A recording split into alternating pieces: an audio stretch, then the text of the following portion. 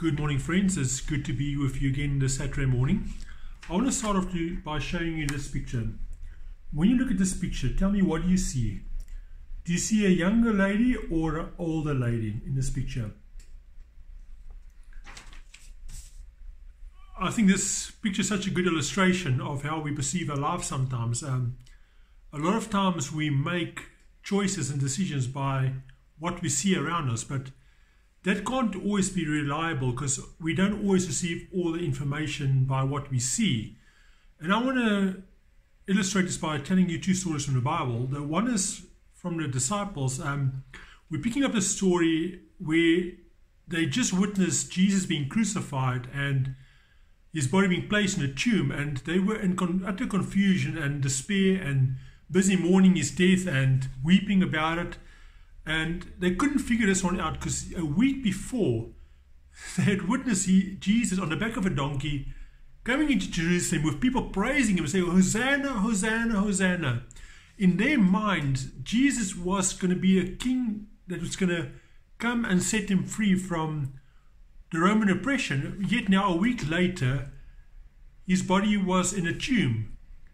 And they actually had forgotten all about the teachings of Jesus, that what was happening now, it was exactly what you said was going to happen, that he was going to die, and after 3 days, he would rise again. But they'd forgotten it, but they were focusing on the death. The other one is from Abraham. Abraham, God promised him that his offspring was going to be as, if you could count the stars, you could count his offspring. And yet when he had his one and only son Isaac, God asked him to take his son and place him on an altar and sacrifice him.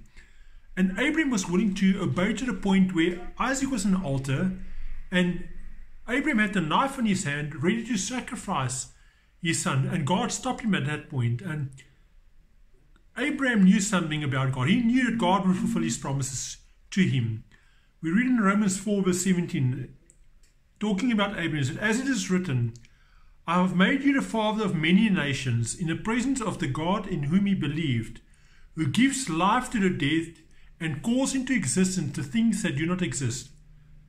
This is what Abraham was focusing on. He knew God, even if his son had died, could call him back to life again. Therefore, he was willing to obey God 100%. So my encouragement to you this morning is, don't go by what you see in the world happening around us at the moment. Go back to the truth of what God spoke over your life and over this country of ours, because that is the truth. Jesus said, "I'm the resurrection and the life. Whoever believes in me, though he die, yet he shall live."